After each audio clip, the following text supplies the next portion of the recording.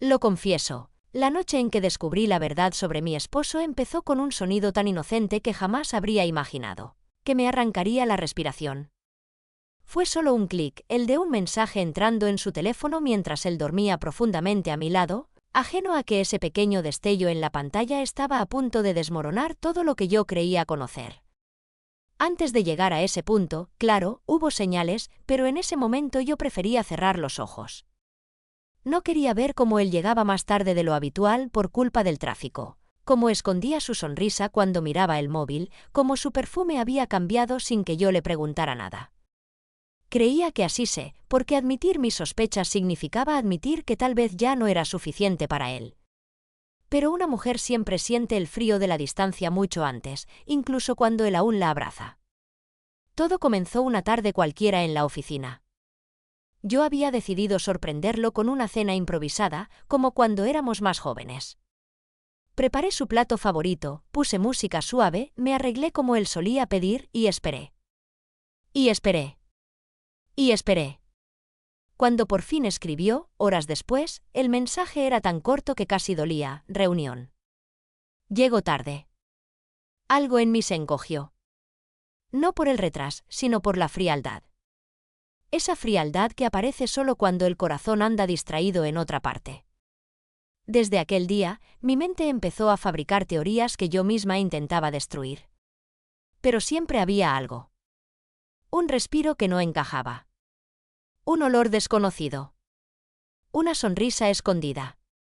Un silencio demasiado calculado. Y luego llegó el famoso viaje de trabajo de 2 días, que yo fingí creer aunque algo dentro de mí ya gritaba.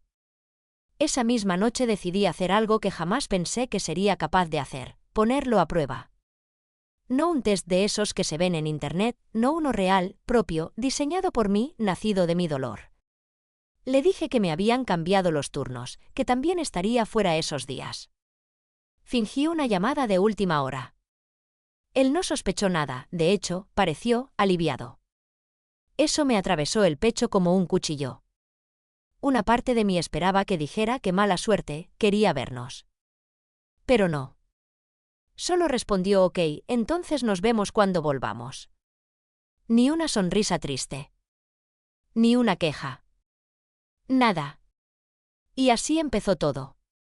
Yo tenía acceso a la aplicación donde se registraban los movimientos de nuestra alarma doméstica. Él no sabía que, por rutina, siempre me llegaban notificaciones silenciosas, esas que nunca aparecen en la pantalla, solo en el correo que él jamás revisaba.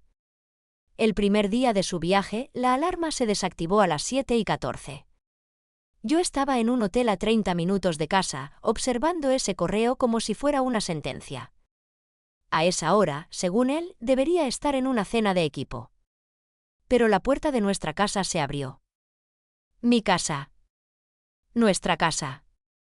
Su hogar. Y lo que me rompió no fue su presencia allí, sino que no estaba solo. Porque unos minutos después, el sistema registró un movimiento continuo, como si alguien caminara de un lado a otro por el pasillo. Después, silencio. Silencio largo. Silencio que yo conocía demasiado bien. Decidí volver. Sin avisar. Sin respirar. Sin pensar. El corazón me golpeaba las costillas como queriendo escapar antes de que yo viera la verdad que él intentaba esconder. Cuando aparqué frente a casa, todas las luces estaban apagadas, excepto la del dormitorio. Por un instante quise huir, volver al coche, cerrar los ojos y pretender que nada estaba pasando.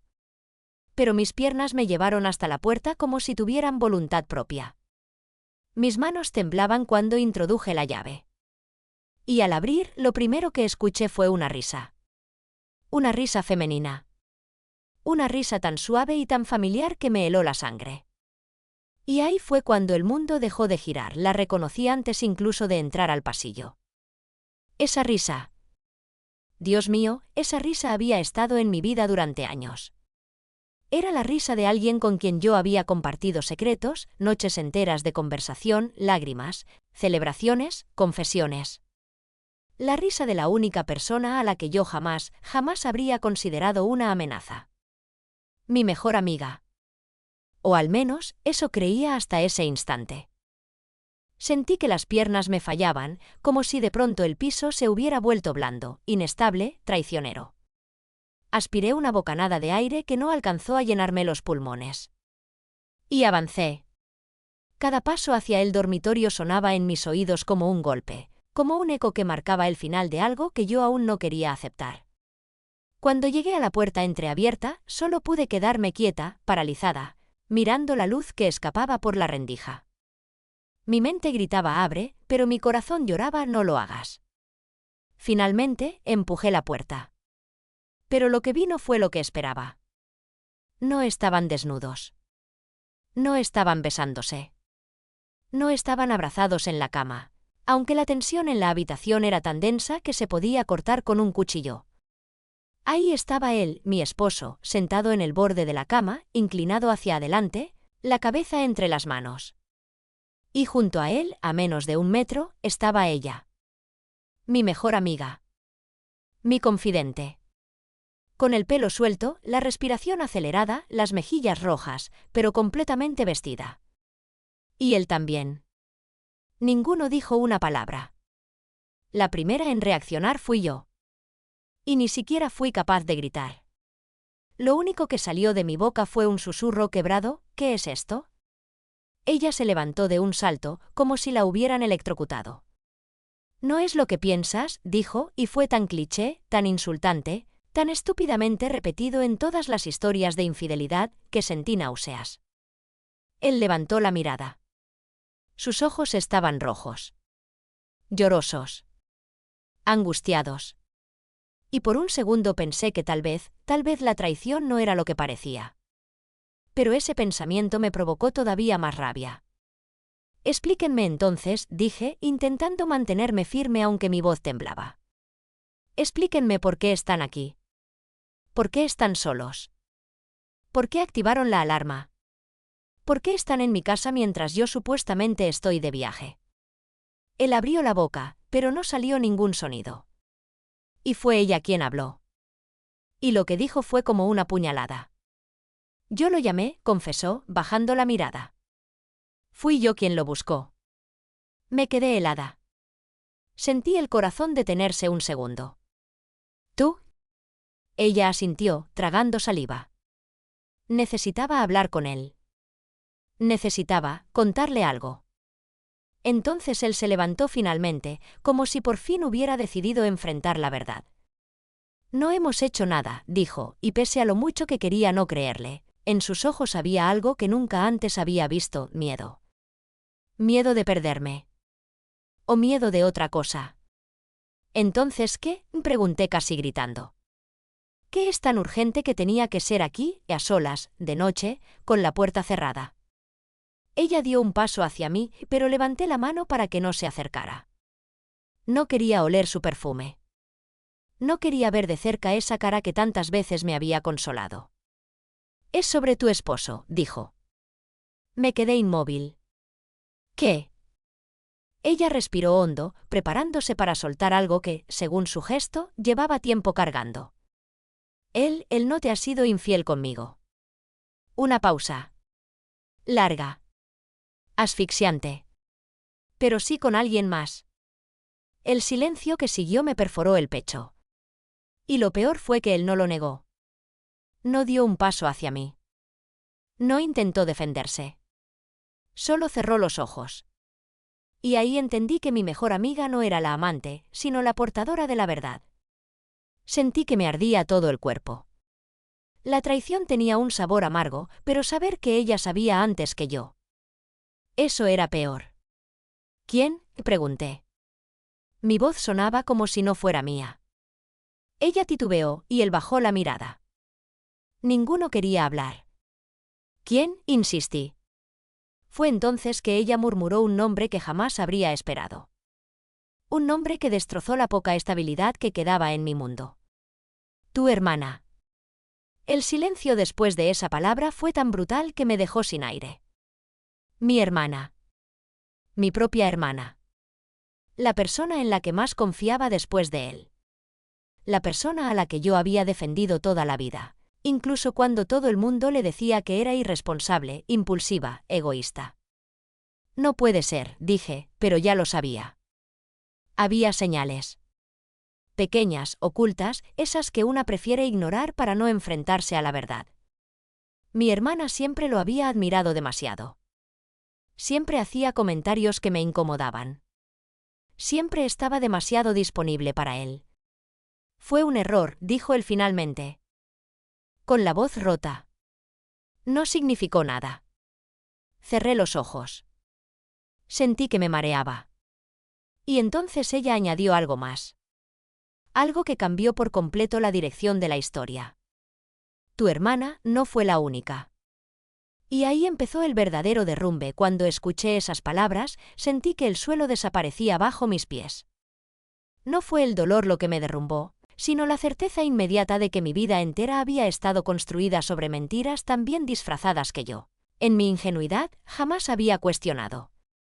Mi hermana no fue la única. Esa frase se me clavó en el pecho como un anzuelo y empezó a arrastrar hacia arriba, con fuerza brutal, recuerdos que yo había enterrado, pequeñas señales que había ignorado, conversaciones que en su momento me parecieron inocentes. ¿Qué quieres decir?, pregunté, aunque una parte de mí temía la respuesta más que cualquier otra cosa en ese momento. Mi amiga me miró con una mezcla de culpa y compasión. Él, en cambio, seguía mirando el suelo como si le pesara el cuello, incapaz de levantar la vista. Yo no puedo ser la que te lo diga, dijo ella finalmente. Tiene que decirlo él. Lo miré. Esperé. Y él no dijo nada. Ese silencio fue peor que cualquier confesión. Peor que cualquier grito. Era la prueba viva de que estaba a punto de admitir algo que nunca había planeado revelar. Habla, exigí con la voz quebrada. Habla ahora, porque si te callas un segundo más, no sé qué voy a hacer. Él inhaló profundamente, como si necesitara reunir valor para una guerra. Y por fin levantó la mirada. Sus ojos se encontraron con los míos. Vacíos. Derrotados. No sé cómo empezó, admitió. No estaba buscando nada. Simplemente, sucedió. Sentí un temblor recorrerme el cuerpo. ¿Quién más?, insistí. Él tragó saliva. Fue hace tiempo, murmuró. Mucho antes de que pasara lo de tu hermana. ¿Cuánto tiempo? Él cerró los ojos, como si confesarse fuera doloroso. 1 año y medio. 1 año y medio. 1 año y medio de mentiras perfectamente calculadas. 1 año y medio en los que yo vivía ciega, sonriendo en fotos, cocinando cenas familiares, abrazándolo por las noches mientras él guardaba silencio. ¿Con quién?, pregunté, apenas respirando. Él vaciló unos segundos eternos. Hasta que finalmente lo dijo, con tu compañera de trabajo. Sentí que el corazón me estallaba en el pecho. Mi compañera de trabajo. La mujer con la que yo almorzaba 3 veces por semana. La que me contaba chismes de oficina. La que me preguntaba por él como si de verdad le importara mi matrimonio. La que se ofrecía a ayudarme cuando yo estaba saturada. No, no puede ser, susurré. Pero lo sabía. Claro que lo sabía. De repente recordé todos esos mensajes que ella me enviaba preguntando dónde estaba él cuando venía a recogerme. Recordé como siempre lo miraba demasiado fijamente cuando pasaba por la oficina. Como me decía, qué suerte tienes de tener un marido tan atento. Yo lo tomaba como un halago. Qué tonta fui. Pero lo peor no había llegado. Porque él volvió a hablar. Y con cada palabra, mi mundo se hundía un poco más. Dejé de verla, dijo, casi suplicando. Y traté de recomponer todo contigo. Pero luego, apareció tu hermana. Y fue un error, ¿pero qué? Lo escupí como veneno. Él respiró hondo. Pero ella sabía demasiado. Me quedé helada. ¿Demasiado qué? Él bajó la mirada otra vez. Sabía lo de la otra. Lo descubrió. Mi mente empezó a correr. ¿Y por eso se acostó contigo?, pregunté, sin poder creer lo que decía. No, murmuró. Se acostó conmigo porque me chantajeó. No supe qué me impactó más, la traición o la humillación de saber que mi propia hermana había manipulado a mi marido para meterse en mi cama. Matrimonial a cambio de guardar silencio sobre otra infidelidad. ¿Mi hermana te chantajeó?, pregunté con los labios temblorosos. Él asintió en silencio. Me dijo que si no, no pudo terminar. No hizo falta. Yo me llevé la mano a la boca, horrorizada. Mi amiga, que seguía inmóvil cerca de la pared, finalmente habló. Intenté detenerla. Te juro que lo intenté. Pero ella no me escuchó. La miré, furiosa. ¿Y cuándo pensaban decírmelo? ¿Cuándo cumpliera 50? ¿Cuándo tuviera nietos? ¿Cuándo él se fuera finalmente con una de ustedes? Ella bajó la cabeza. Derrotada. Vine hoy porque ya no podía cargar con esto. Él estaba colapsando. Yo no sabía cómo ayudarte sin destruirte. Pues felicidades, dije con una risa rota. Misión cumplida. Me di vuelta para salir. Estaba mareada, aturdida, sintiendo que cada latido me desgarraba por dentro. Espera, dijo mi esposo detrás de mí. Pero ya era demasiado tarde. O eso creía. Porque cuando di el primer paso hacia el pasillo, mi amiga me sujetó del brazo. Hay algo más. Me quedé congelada. ¿Qué más puede haber? Ya destruyeron todo. Ella tragó saliva y dijo lo que más miedo me ha dado escuchar en la vida. No solo te engañó con tu compañera de trabajo y con tu hermana. Te engañó también con alguien que tú conoces muy bien. Me giré lentamente. ¿Quién? Y la respuesta fue algo que jamás habría imaginado. Entonces ella dijo el nombre. Un nombre que no debería haber tenido nada que ver con esta historia. Un nombre que me cayó encima como un ladrillo ardiendo, quemando cada pedazo de dignidad que aún me quedaba. Tu madre. El mundo no se detuvo. No hubo un trueno, ni un temblor, ni un golpe externo que explicara el colapso que ocurrió dentro de mí. Pero lo sentí. Sentí como algo se rompía, algo que no tenía retorno. Mi madre. Mi propia madre. La mujer a la que yo había confiado mis miedos, mis inseguridades, mis dudas sobre mi matrimonio.